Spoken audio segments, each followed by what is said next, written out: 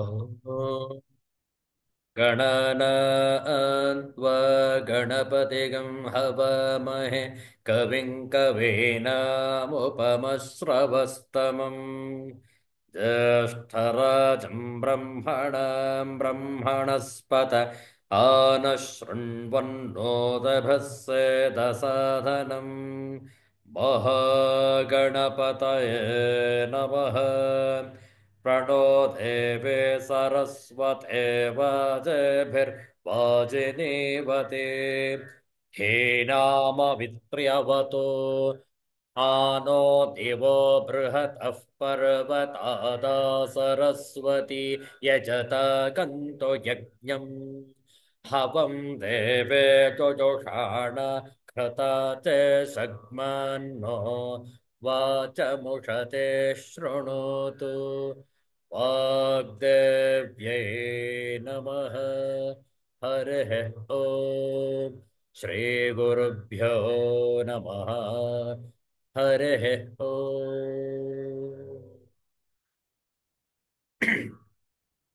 Universal prayer. Let's chant this together. O hidden life, vibrant in every atom. O hidden light, shining in every creature. O hidden love, embracing all in oneness. May each who feels himself as one with thee know he is also one with every other. Om Shanti, Shanti, Shanti.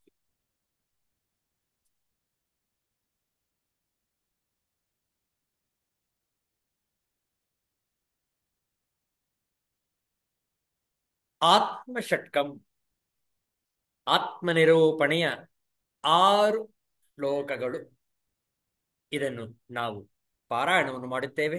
ಶ್ರದ್ಧೆಯಿಂದ ಆಲಿಸುವಂತವರಾಗಿ ನಿರ್ವಾಣ ಷಟ್ಕಂ ಅಥವಾ ಆತ್ಮಷಟ್ಕಂ.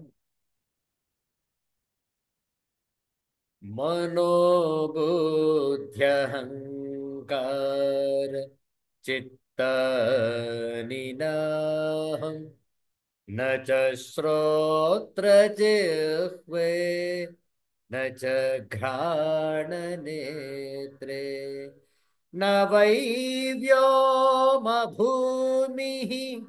न तेजो न वायुः चिदानन्दरूपः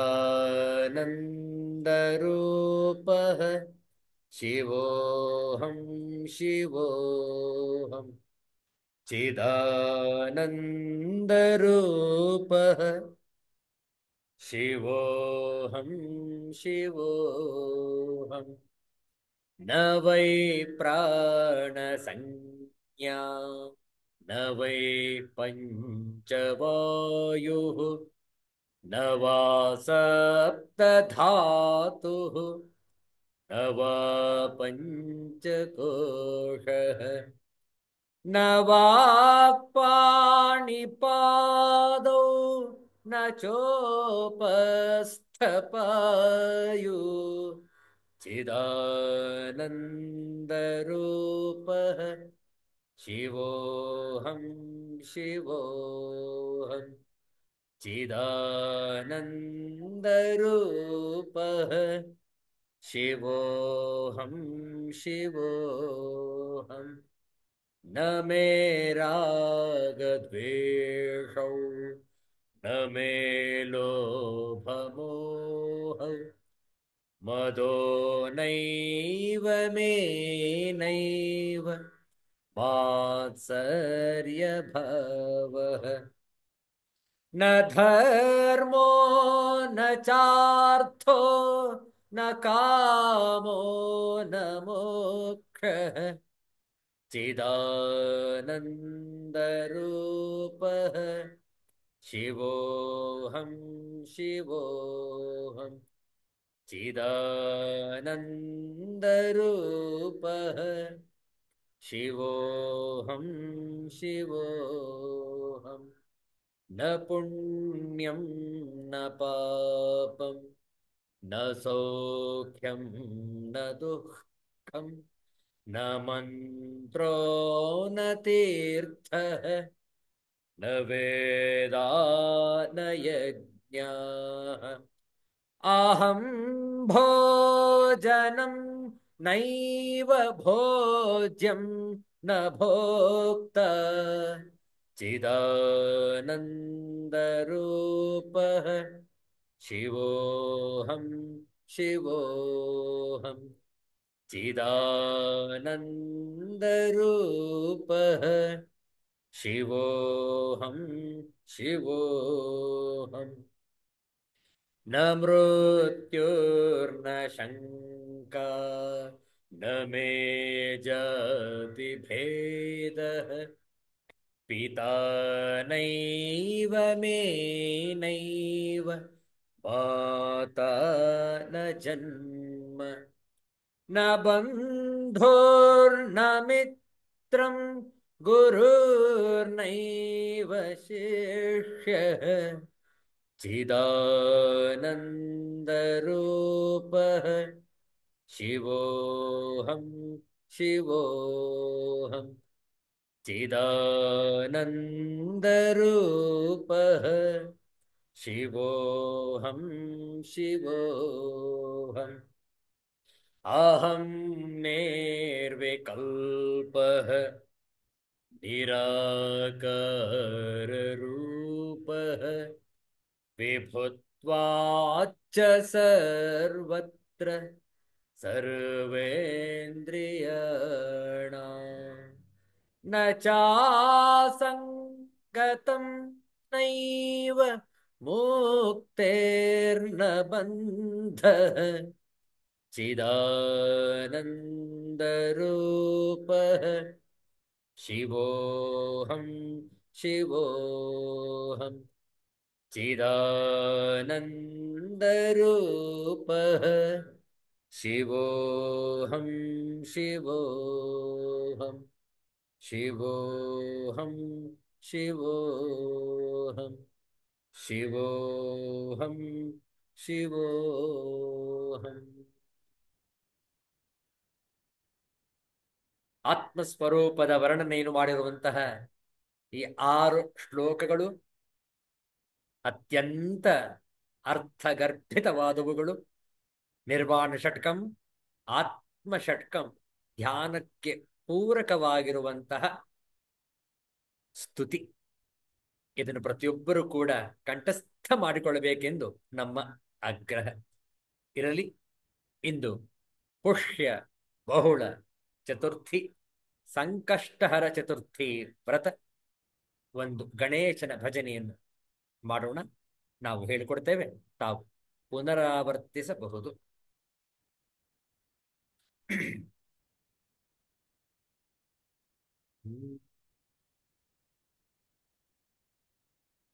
ಅಗಜಾನನ ಪದ್ಮಾರ್ಕಂ ಗಜಾನನಮಹರ್ನಿಶಂ ಅನೇಕದಂ ತಂ ಭಕ್ತಾನಾಂ ಏಕದಂತಮುಪಾಸ್ಮಹೇ. ವಕ್ರತುಂಡ ಮಹಾಕಾಯ ಸೂರ್ಯಕೋಟಿ ಸಮಪ್ರಭ ನಿರ್ವಿಘ್ನಂ ಕುರು ಮೇ ದೇವ ಸರ್ವಕಾರ್ಯೇಷು ಸರ್ವದಾ ಸರ್ವಕಾರ್ಯೇಷು ಸರ್ವದಾ.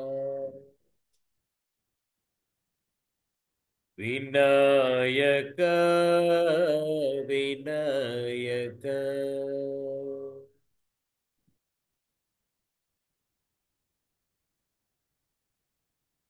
ವಿನಾಯಕ ವಿನಾಯಕ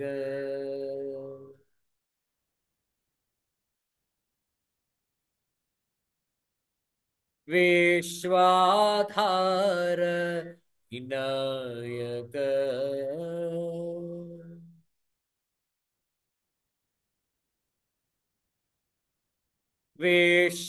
ವಿಶ್ವಾಧಾರ ವಿನಾಯಕ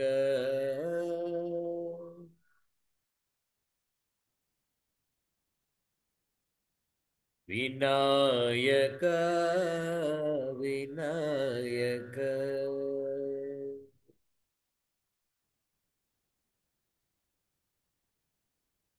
सिद्धिविनायक भवभयनाश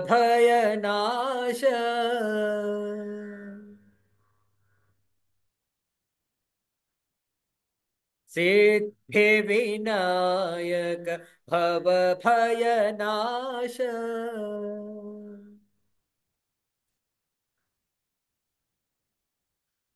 सुरमुनिवन्दित श्रीगणेश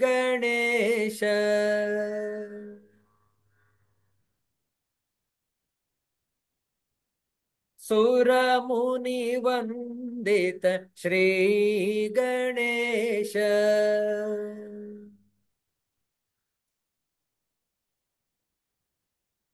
गजानन गजानन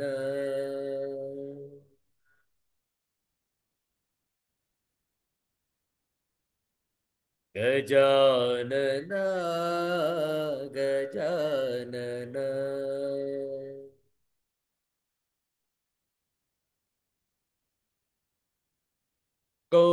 गौरीपुत्र गजानन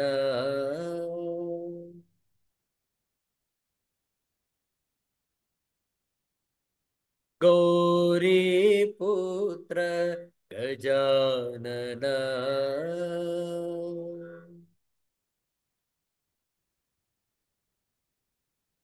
गजानन गजानन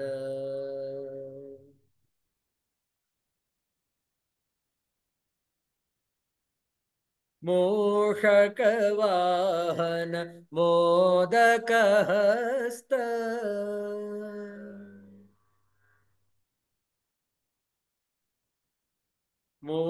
मूषकवाहन मोदकहस्त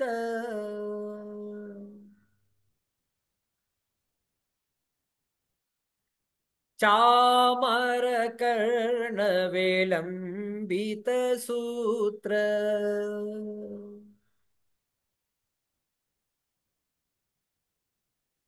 चामरकर्णविलम्बितसूत्र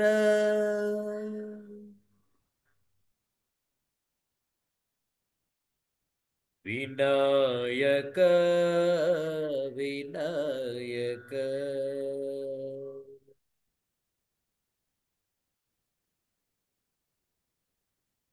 विश्वाधार विनायक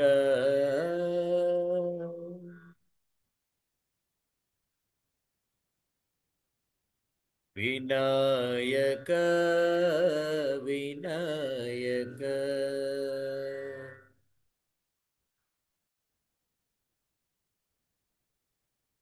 विनायक विनायक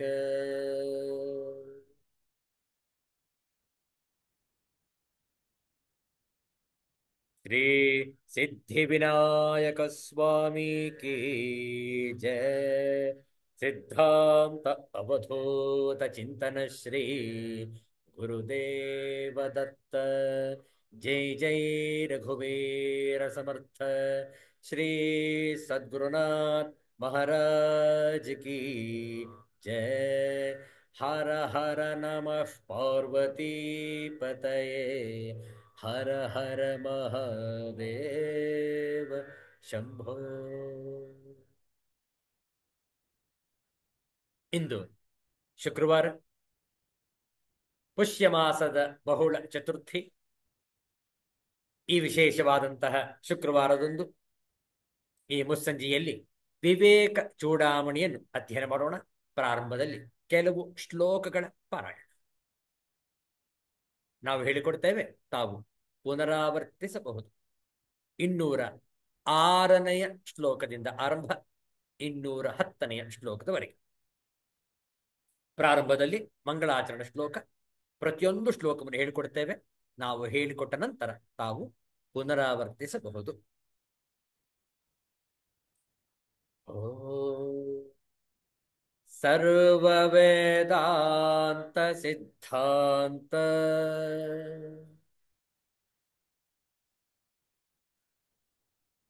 गोचरं तमगोचरम्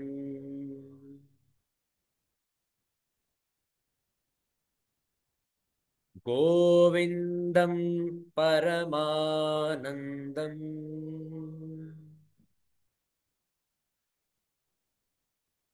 सद्गुरुं प्रणतोऽस्म्यहम्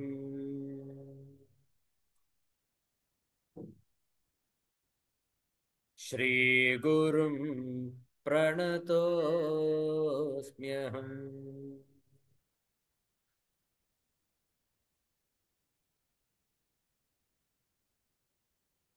अतो नायं परात्मा स्यात्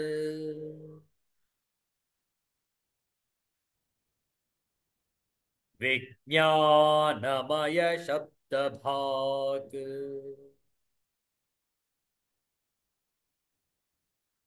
विकारित्वात् जडत्वाच्च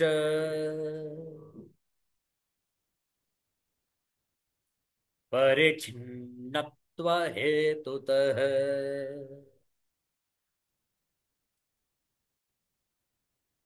दृश्यत्वात् व्यभिचारित्वात्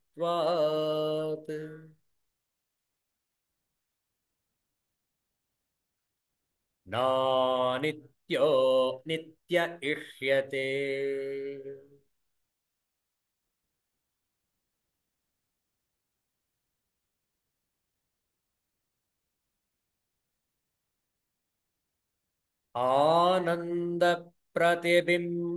आनन्दप्रतिबिम्बचुम्बिततनुः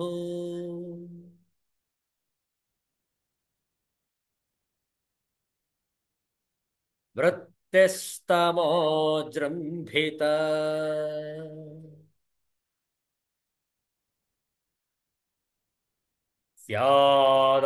स्यादानन्दमयः प्रियादिगुणकः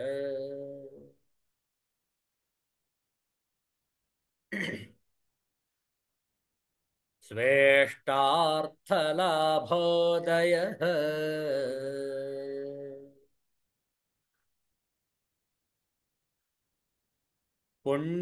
पुण्यस्यानुभवे विभाति कृतीनाम्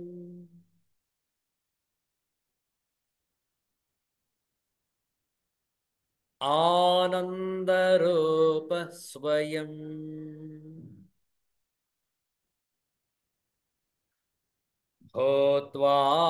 भूत्वानन्दति यत्र साधु तनुभृत्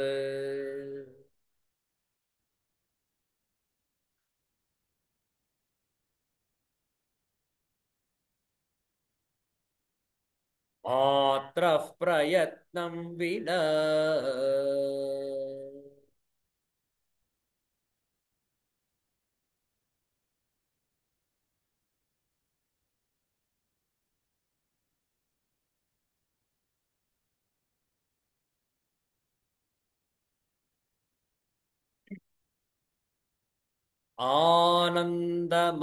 आनन्दमयकोशस्य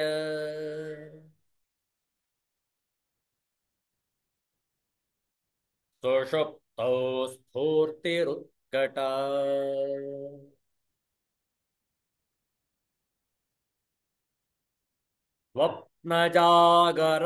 स्वप्नजागरयोरीषत्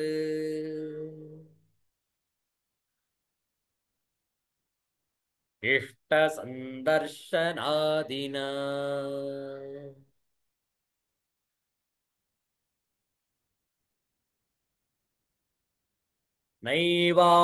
नैवानन्दमयः परात्मा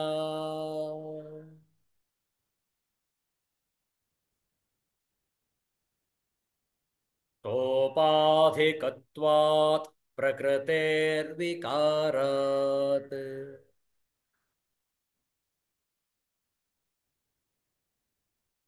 कार्यत्वहेतोः सुकृतक्रियायाः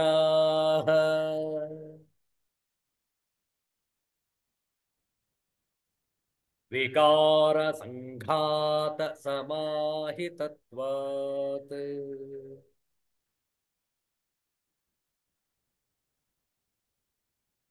ಪಂಚಾನಾಮಪಿ ಕೋಶಾನಾಂ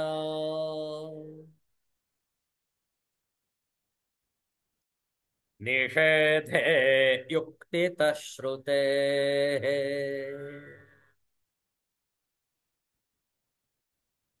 ತನ್ನಿಷೇಧಾವಧಿಃ ಸಾಕ್ಷಿ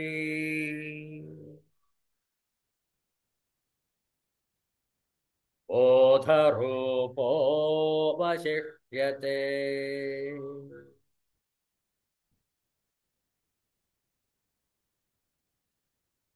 ಪದ ವಿಭಾಗವನ್ನು ನೋಡಿಕೊಳ್ಳಿ. ಪಂಚಾನಾಂ ಅಪಿ ಕೋಶಾನಾಂ ನಿಷೇಧೆ ಯುಕ್ತಿತಃ ಶ್ರುತೇಃ ತತ್ ನಿಷೇಧ ಅವಧಿಃ ಸಾಕ್ಷಿ ಬೋಧರೂಪಃ ಅವಶಿಷ್ಯತೆ. ಅನ್ವಯಾರ್ಥ: ಶ್ರುತೇಃ ಶ್ರುತಿಯಿಂದಲೂ, ಯುಕ್ತಿತಃ ಯುಕ್ತಿಯಿಂದಲೂ, ಪಂಚಾನಾಂ ಕೋಶಾನಾಂ ಅಪಿ ಪಂಚಕೋಶಗಳ ನಿಷೇಧೇ ಸತಿ ನಿರಾಕರಣವು ಆದಾಗ ತತ್ ನಿಷೇಧ ಅವಧಿ ಅವುಗಳ ನಿಷೇಧವೇ ಅವಧಿಯಾಗಿರುವ ಸಾಕ್ಷಿ ಸಾಕ್ಷಿರೂಪನಾಗಿರುವ ಬೋಧರೂಪ ಕೇವಲ ಜ್ಞಾನ ಸ್ವರೂಪನಾಗಿರುವ ಪರಮಾತ್ಮನು ಅವಶಿಷ್ಯತೆ ಉಳಿದುಕೊಳ್ಳುತ್ತಾನೆ. ತಾತ್ಪರ್ಯ ನೋಡಿಕೊಳ್ಳಿ. ಶ್ರುತಿಯಿಂದಲೂ ಯುಕ್ತಿಯಿಂದಲೂ ಈ 5 ಕೋಶಗಳನ್ನು ನಿರಾಕರಿಸಿದರೆ ಅವುಗಳ ನಿಷೇಧವೇ ಎಲ್ಲೆಯಾಗಿ ಸಾಕ್ಷಿಯೋ ಜ್ಞಾನ ಸ್ವರೂಪನೂ ಆದ ಪರಮಾತ್ಮನು ಉಳಿದುಕೊಳ್ಳುತ್ತಾನೆ. ಇದರ ಹಿಂದಿ ಹಾಗೂ ಆಂಗ್ಲ ಪದದ ಭಾವಾನುವಾದವನ್ನು ನೋಡಿ ನಂತರ ಪುನಃ ಈ ಶ್ಲೋಕದ ವಿಮರ್ಶೆಯನ್ನು ಮಾಡೋಣ.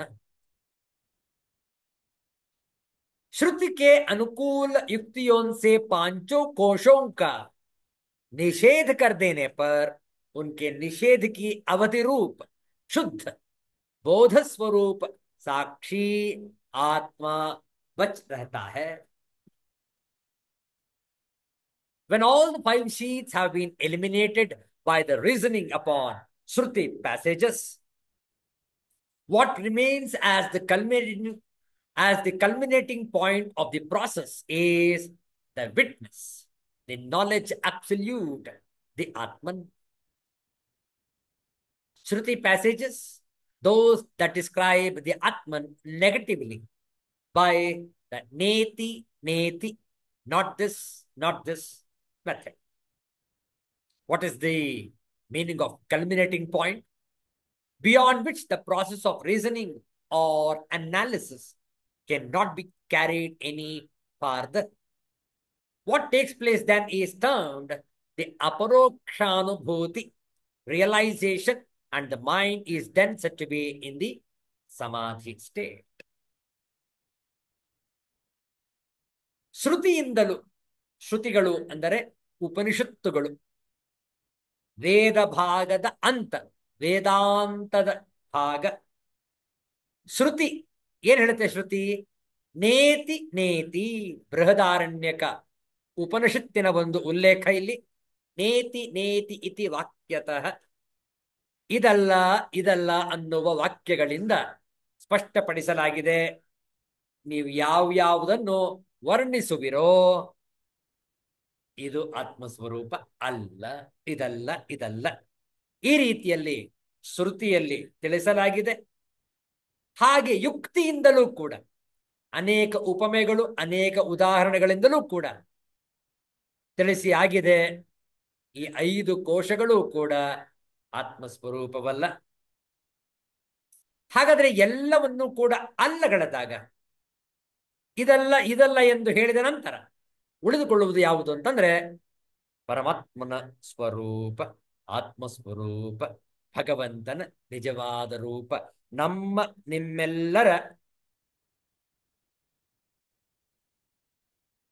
ಸತ್ಯದ ಅಂಶ. ನಮ್ಮ ನಿಮ್ಮ ಒಂದು ಸ್ವರೂಪ ಆತ್ಮಸ್ವರೂಪ. ಈ ಶರೀರ ಏನ್ ಕಾಣಿಸ್ತಾ ಇದೆ ಇದು ನಮ್ಮ ಸ್ವರೂಪ ಅಲ್ಲ. ಇದು ಕೇವಲ ತಾತ್ಕಾಲಿಕವಾದಂತಹ ಒಂದು ಅಸ್ತಿತ್ವ, ಒಂದು ಮನೆ, ಒಂದು ಗೂಡು ಅಷ್ಟೇ. ಈ ಶರೀರವೇ ನಾವಲ್ಲ, ಅನ್ನಮಯ ಕೋಶ ನಾವಲ್ಲ. ಹಾಗೆ ಒಳ ಪದರಗಳಲ್ಲಿರುವಂತಹ ಪ್ರಾಣಮಯ, ಮನೋಮಯ, ವಿಜ್ಞಾನಮಯ, ಆನಂದಮಯ, ಆಹ ಇವು ಯಾವುವೂ ಕೂಡ ನಮ್ಮ ನಿಮ್ಮ ಸ್ವರೂಪವಲ್ಲ. ನಾವು ನೀವು ಧ್ಯಾನಿಸಬೇಕಾಗಿರುವುದು ಆತ್ಮಸ್ವರೂಪವನ್ನು. ಶಿವೋಹಂ ಶಿವೋಹಂ ಚಿದಾನಂದ ರೂಪ ಅಹಂ ಶಿವ. ಆ ಸ್ವರೂಪವನ್ನು ನಾವು ಯಾವಾಗ ಮನಗಾಣುತ್ತೇವೆ, ಯಾವಾಗ ಎಲ್ಲ ಕೋಶಗಳನ್ನು ಅಲ್ಲಗಳಿ ಅಲ್ಲಗಳೆಯುತ್ತೇವೆ, ಆಗ ಉಳಿದುಕೊಳ್ಳುವುದೇ ಭಗವಂತನ ಸ್ವರೂಪ.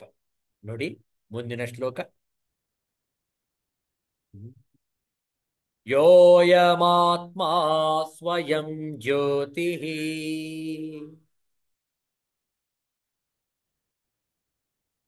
ಪಂಚಕೋಶ ವಿಲಕ್ಷಣ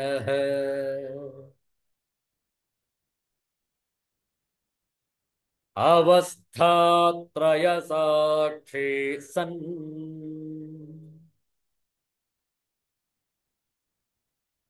ನಿರ್ವಿಕಾರೋ ನಿರಂಜನ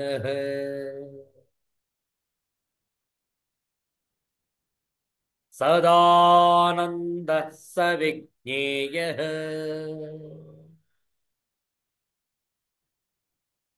ಸ್ವಾತ್ಮತ್ವೇನ ವಿಪಶ್ಚಿತ.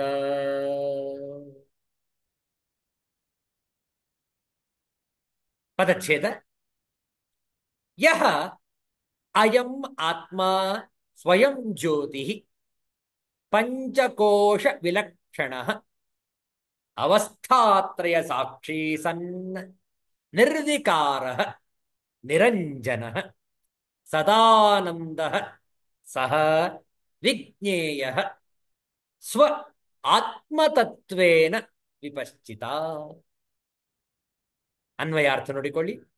ಸ್ವಯಂ ಜ್ಯೋತಿ, ಸ್ವಯಂ ಪ್ರಕಾಶನಾಗಿರುವ, ಪಂಚಕೋಶ ವಿಲಕ್ಷಣ, ಪಂಚಕೋಶಗಳಿಗಿಂತ ಭಿನ್ನನಾಗಿರುವ, ಅವಸ್ಥಾತ್ರಯ ಸಾಕ್ಷಿ ಸನ್, ಮೂರು ಅವಸ್ಥೆಗಳಿಗೂ ಸಾಕ್ಷಿಯಾಗಿರುವ, ನಿರ್ವಿಕಾರ, ನಿರ್ವಿಕಾರನಾಗಿರುವ, ನಿರಂಜನ, ನಿರ್ಲಿಪ್ತನಾಗಿರುವ, ಸದಾನಂದ, ನಿತ್ಯಾನಂದ ಸ್ವರೂಪನಾಗಿರುವ, ಯಹ ಅಯಂ ಆತ್ಮ, ಯಾವ ಈ ಆತ್ಮನಿರುವನೋ, ಸಹ ಅವನೇ ವಿಪಶ್ಚಿತ, ವಿವೇಕ ಕುಶಲನಿಂದ ಸ್ವ ಆತ್ಮತತ್ವೇನ, ತನ್ನ ಆತ್ಮಸ್ವರೂಪದಿಂದ, ವಿಜ್ಞೇಯ ತಿಳಿಯಲ್ಪಡತಕ್ಕವನು. ತಾತ್ಪರ್ಯ ನೋಡಿಕೊಳ್ಳಿ.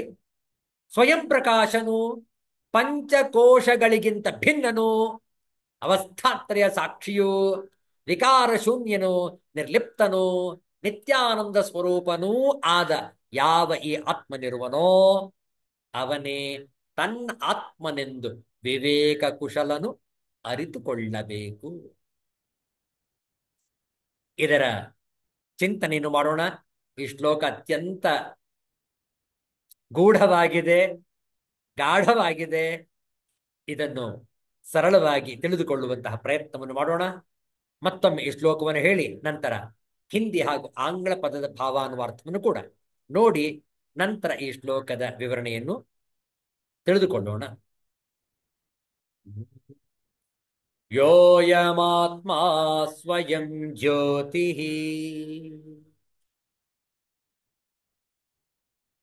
ಪಂಚಕೋಶ ವಿಲಕ್ಷಣ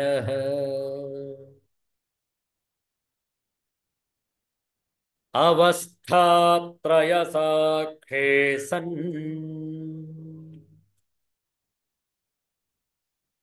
ನಿರ್ವಿಕಾರೋ ನಿರಂಜನ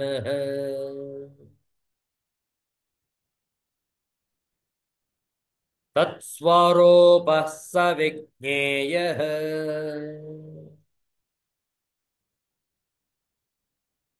ಇಲ್ಲಿ ಸದಾನಂದ ಅಂತ ಇದೆ, ಎರಡು ಒಂದೇ. ಸತ್ಸ್ವರೂಪಃ ಸ ವಿಜ್ಞೇಯಃ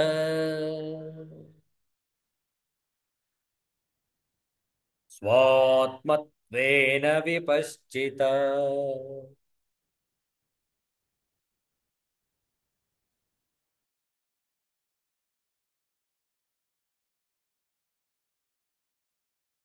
इस प्रकार जो आत्मा स्वयं प्रकाश अन्नमयादि पांचों कोशों से पृथक तथा जागृत स्वप्न और सुषुप्ति तीनों अवस्थाओं का साक्षी होकर सतरूप अथवा सदानंद रूप निर्विकार निर्मल और शुद्ध सत्य स्वरूप है, उसे ही विद्वान पुरुष को अपना वास्तविक आत्मा समझना चाहिए। This self-effulgent Atman, which is distinct from the five sheaths, the witness of the three states, the real, the changeless, the untainted, the everlasting bliss, is to be realized by the wise one as one's own self. What is meant by the untainted? Meaning by nescience, hence absolute existence, absolute bliss, the absolute consciousness.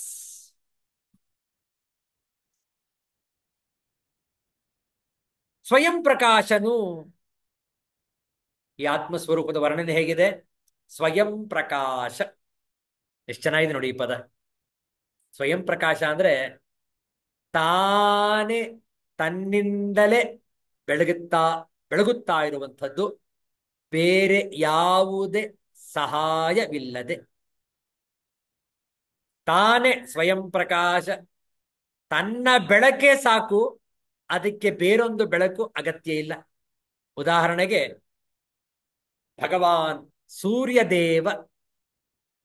ಸೂರ್ಯದೇವ ನೋಡಿ, ಸ್ವಯಂ ಪ್ರಕಾಶ, ತಾನೇ ಬೆಳಗ್ತಾ ಇದ್ದಾನೆ. ಸೂರ್ಯನನ್ನು ನೋಡಲು ಮತ್ತೊಂದು ಬೆಳಕಿನ ಅವಶ್ಯಕತೆ ಇಲ್ಲ. ಯಾಕೆ? ಅವನು ಸ್ವಯಂ ಪ್ರಕಾಶ. ಅದೇ ರೀತಿಯಲ್ಲಿ ಆತ್ಮಸ್ವರೂಪ ಸ ನಿತ್ಯೋಪಲಬ್ಧಿ ಸ್ವರೂಪೋಹಮಾತ್ಮ ಸಹ ನಿತ್ಯ ಉಪಲಬ್ಧಿ. ನಮಗೆ ಅತ್ಯಂತ ಸಮೀಪದಲ್ಲಿ ಸದಾ ಹತ್ತಿರವಿರುವ, ನಮ್ಮ ಒಡನಾಡಿಯಾಗಿರುವ, ನಮಗೆ ಎಲ್ಲ ಬೆಳಕನ್ನು ತೋರಿಸುತ್ತಿರುವಂತಹ ಆತ್ಮಸ್ವರೂಪನೇ ಸ್ವಯಂ ಪ್ರಕಾಶನು. ನೋಡಿ, ನಾವು ಮಾತಾಡ್ತಾ ಇದ್ದೇವೆ, ನೋಡ್ತಾ ಇದ್ದೇವೆ, ಎಲ್ಲ ಇಂದ್ರಿಯಗಳ ಚಟುವಟಿಕೆಗಳನ್ನ ಮಾಡ್ತಾ ಇದ್ದೇವೆ. ಶರೀರದ ಒಳಗೂ ಅನೇಕ ಚಟುವಟಿಕೆಗಳು ನಡೆಯುತ್ತಿವೆ ನಿರಂತರವಾಗಿ. ಎಲ್ಲವೂ ಕೂಡ ಆತ್ಮಸ್ವರೂಪದ ಬೆಳಕಿನಿಂದ. ಅದಿದ್ದರೆ ಸಾಕು, ಅದರ ಅಸ್ತಿತ್ವದಲ್ಲಿ ಎಲ್ಲವೂ ಕೂಡ ನಡೀತಾ ಇದೆ. ಸ್ವಯಂ ಪ್ರಕಾಶ ನೋಡಿ, ಅದಕ್ಕೆ ಬೇರೆ ಯಾವುದೇ ಅನ್ಯ ಬೆಳಕಿನ ಅವಶ್ಯಕತೆ ಇಲ್ಲ. ಆದ್ದರಿಂದ ಆತ್ಮಸ್ವರೂಪಕ್ಕೆ ಹೆಸರು ಸ್ವಯಂ ಪ್ರಕಾಶ. ತನ್ನನ್ನು ತಾನೇ ಬೆಳಗಿಕೊಳ್ಳುತ್ತಿದ್ದಾನೆ, ಸ್ವಯಂ ಪ್ರಕಾಶ. ಇದು ಪಂಚಕೋಶಗಳಿಗಿಂತ ಭಿನ್ನ. ಯಾವುದು? ನಮ್ಮ ನಿಮ್ಮ ಆತ್ಮಸ್ವರೂಪ. ಹೇಗೆ? ಈಗಾಗಲೇ ಸುದೀರ್ಘವಾಗಿ ಚರ್ಚೆ ಮಾಡಿದ್ದೇವೆ, ಪಂಚಕೋಶ ವಿವೇಕದ ಮೂಲಕ. ಆದ್ದರಿಂದ ಈ ಆತ್ಮಸ್ವರೂಪ ಪಂಚಕೋಶಗಳಿಗಿಂತ ಭಿನ್ನನು. ನೋಡಿ, ತೈತ್ತಿರೀಯ ಉಪನಿಷತ್ತಿನ ಭಾಗವನ್ನು ಕೂಡ ಇಲ್ಲಿ ಉಲ್ಲೇಖ ಮಾಡಿದ್ದಾರೆ. ಏತಮನ್ನಮಯಮಾತ್ಮಾನಮುಪಸಂಕ್ರಾಮತಿ ಎಂಬಲ್ಲಿಂದ ಏತಮಾನಂದಮಯಮಾತ್ಮಾನಮುಪಸಂಕ್ರಾಮತಿ. ತೈತ್ತಿರೀಯ ಉಪನಿಷತ್ತಿನ ವಾಕ್ಯಗಳು. ಈ ವಾಕ್ಯ ಉಪಸಂಕ್ರಾಮತಿ ಎಂಬಲ್ಲಿಯವರೆಗೆ ಸಂಕ್ರಮಣ ಶಬ್ದವು ಆತ್ಮನು ಪಂಚಕೋಶಗಳಿಗಿಂತ ಭಿನ್ನನೆಂದು ತಿಳಿಸುತ್ತದೆ ಈ ವಾಕ್ಯಗಳು. ಹೌದಲ್ಲ? ಯಾಕೆಂದ್ರೆ ಒಂದರಿಂದ ಮತ್ತೊಂದು ಸಂಕ್ರಮಣ ಆಗಬೇಕಾದ್ರೆ ಒಂದು ಕಡೆಯಿಂದ ಮತ್ತೊಂದು ಹೋಗಬೇಕಾದ್ರೆ, ದಾಟಬೇಕಾದ್ರೆ, ಪ್ರವೇಶ ಮಾಡಬೇಕಾದ್ರೆ ಆ ವಸ್ತು ಆತ್ಮಸ್ವರೂಪಕ್ಕಿಂತ ಭಿನ್ನ ಆಗಿರಬೇಕು. ಇಲ್ಲಿರೋ ಒಂದು ಕಡೆಯಿಂದ ಮತ್ತೊಂದು ಕಡೆ ಹೋಗೋದಿಕ್ಕೆ ಹೇಗೆ ಸಾಧ್ಯ? ಹೌದಲ್ಲ? ಆದ್ರಿಂದ ಇದು ಪಂಚಕೋಶಗಳಿಗಿಂತ ಭಿನ್ನನಾಗಿರುವಂಥದ್ದು. ಹೌದಲ್ಲ? ಅವಸ್ಥಾತ್ರಯ ಸಾಕ್ಷಿ ಆತ್ಮಸ್ವರೂಪ. ಹೇಗೆ? ಅವಸ್ಥಾತ್ರಯ ಸಾಕ್ಷಿ. ಮೂರು ಅವಸ್ಥೆಗಳು: ಜಾಗೃತ ಅವಸ್ಥೆ, ಸ್ವಪ್ನಾವಸ್ಥೆ, ಸುಷುಪ್ತಿ ಅವಸ್ಥೆ. ಇವುಗಳಿಗಿಂತ ಭಿನ್ನನಾಗಿರುವ, ಇದೆಲ್ಲಕ್ಕೂ ಕೂಡ ಸಾಕ್ಷಿಯಾಗಿರುವ, ನೋಡಿ, ಅವಸ್ಥಾತ್ರಯ ಸಾಕ್ಷಿ. ಈ ಮೂರು ಅವಸ್ಥೆಗಳನ್ನು ಪ್ರಕಟಪಡಿಸುತ್ತಿದ್ದಾನೆ. ಆದರೆ ಈ ಮೂರು ಅವಸ್ಥೆಗಳಿಗಿಂತ ಭಿನ್ನನಾಗಿರುವ ಯಾವ ಸ್ವರೂಪವಿದೆಯೋ ಅದೇ ಈ ಮೂರು ಅವಸ್ಥೆಗಳಿಗೆ ಸಾಕ್ಷಿಯಾಗಿದೆ. ಹೌದಲ್ಲ? ಹಾಗೂ ಇದು ವಿಕಾರ ಶೂನ್ಯ. ನಮ್ಮ ಆತ್ಮಸ್ವರೂಪ ವಿಕಾರ ಶೂನ್ಯ, ಯಾವುದೇ ವಿಕಾರವಿಲ್ಲ. ಯಾಕೆ? ಯಾವುದೇ ಆಕಾರವಿಲ್ಲ. ಆಕಾರ ಇಲ್ಲದೆ ಇರುವುದರಿಂದ ವಿಕಾರವಿಲ್ಲ. ಆಕಾರವಿದ್ದರೆ ವಿಕಾರಗಳುಂಟು. ಹೌದಲ್ಲ? ಆತ್ಮಸ್ವರೂಪಕ್ಕೆ ಯಾವುದೇ ಆಕಾರ ಇಲ್ಲ. ಆದ್ರಿಂದ ವಿಕಾರ ಶೂನ್ಯ, ನಿರ್ಲಿಪ್ತನು, ಯಾವುದಕ್ಕೂ ಕೂಡ ಅಂಟಿಕೊಳ್ಳದಿರುವಂತಹ ಸ್ವರೂಪ ಆತ್ಮಸ್ವರೂಪ. ಇದಕ್ಕೆ ಯಾವುದೇ ರೀತಿಯಾದಂತಹ ಇಮೋಷನ್ಸ್, ಭಾವನೆಗಳು ಅಂಟಿಕೊಳ್ಳುವುದಿಲ್ಲ.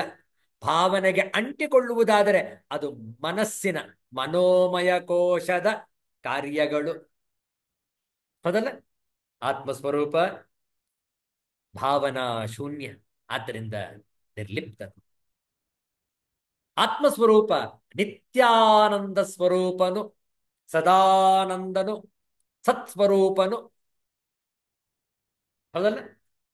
ಅಂತಹ ಯಾವ ಈ ಆತ್ಮನಿರುವನೋ, ಇದನ್ನೇ ತೈತ್ರಿಯ ಉಪನಿಷತ್ತಿನಲ್ಲಿ ಬ್ರಹ್ಮವು ಪುಚ್ಛ ಮತ್ತು ಪ್ರತಿಷ್ಠೆ ಎಂದು ಹೇಳುತ್ತದೆ.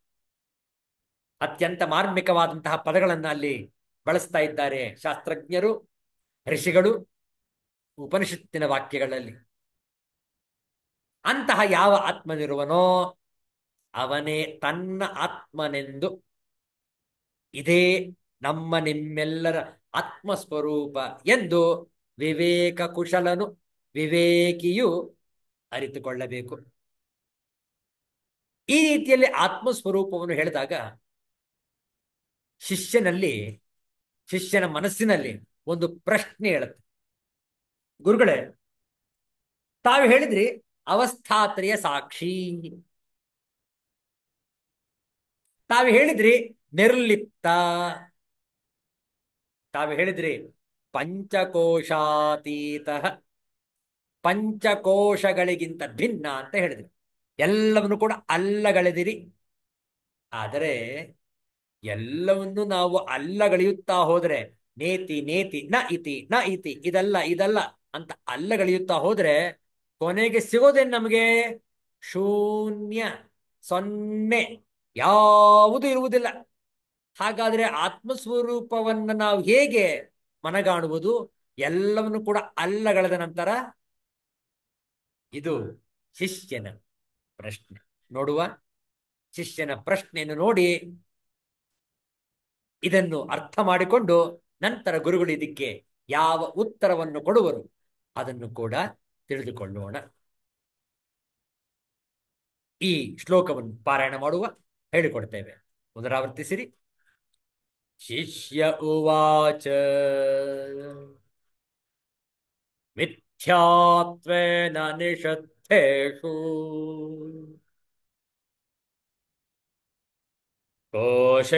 ಕೋಶೇಷ್ವೇತೇಷು ಪಂಚಸು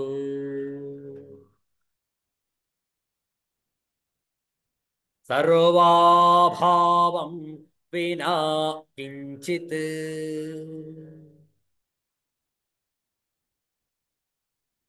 ನ ಪಶ್ಯಾಮ್ಯತ್ರ ಹೇ ಗುರೋ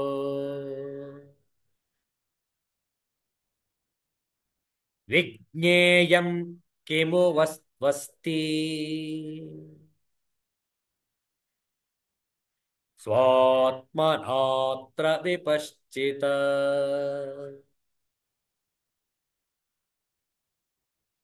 ಶಿಷ್ಯ ಉವಾಚ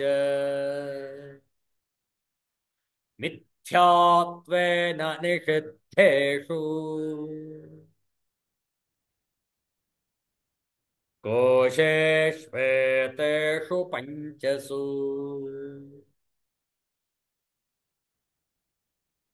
ಸರ್ವಾಭಾವಂ ವಿನಾ ಕಿಂಚಿತ್ ನ ಪಶ್ಯಾಮ್ಯತ್ರ ಹೇ ಗುರು.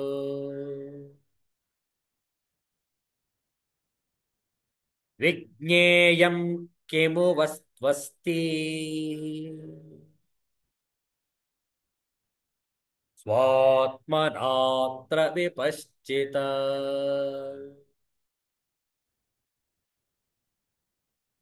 ಬಹಳ ಸೊಗಸಾಗಿದೆ ಶಿಷ್ಯನ ಪ್ರಶ್ನೆ.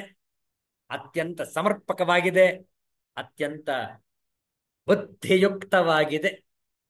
ಏನದು ಶಿಷ್ಯನ ಪ್ರಶ್ನೆ? ಈ ಪ್ರಶ್ನೆಗೆ ಗುರುಗಳು ಹೇಗೆ ಉತ್ತರಿಸುವರು ಅದನ್ನು ಮುಂದಿನ ಶುಕ್ರವಾರ ನೋಡೋಣ. ಶಾಂತಿ ಮಂತ್ರದೊಂದಿಗೆ ಇಂದಿನ ಸತ್ಸಂಗವನ್ನು ಸಂಪನ್ನಗೊಳಿಸೋಣ. ಓಂ ಅಸತೋ ಮಾ ಸದ್ಗಮಯ ತಮಸೋ ಮಾ ಜ್ಯೋತಿರ್ಗಮಯ ಮೃತ್ಯೋರ್ಮಾ ಅಮೃತಂಗಮಯ. ಓಂ ಶಾಂತಿ ಶಾಂತಿ ಶಾಂತಿ. ಹರಿಃ ಓಂ ಶ್ರೀ ಗುರುಭ್ಯೋ ನಮಃ. ಹರಿಃ ಓಂ. ಮತ್ತೆ ಭೇಟಿಯಾಗೋಣ ನಾಳೆ ದಿವಸ. ಮಂದವಾಸರ ಸ್ಥಿರವಾಸರ ಶನಿವಾರ, ಅತ್ಯಂತ ಶ್ರೇಷ್ಠವಾದಂತಹ ಪುಷ್ಯ ಬಹುಳ ಪಂಚಮಿ. ನಾಳೆ ಸಂಜೆ 7 ಗಂಟೆಗೆ ಮತ್ತೆ ಭೇಟಿಯಾಗೋಣ. ಎಲ್ಲರಿಗೂ ಒಳಿತಾಗಲಿ, ಎಲ್ಲರಿಗೂ ಶುಭವಾಗಲಿ. ಜೈ ಶ್ರೀ ಗುರುದೇವ ದತ್ತ.